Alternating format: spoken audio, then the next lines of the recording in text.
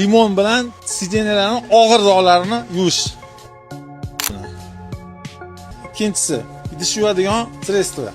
1 litr suvga примерно yarim pela yetadi. Bunga endi chayni soda.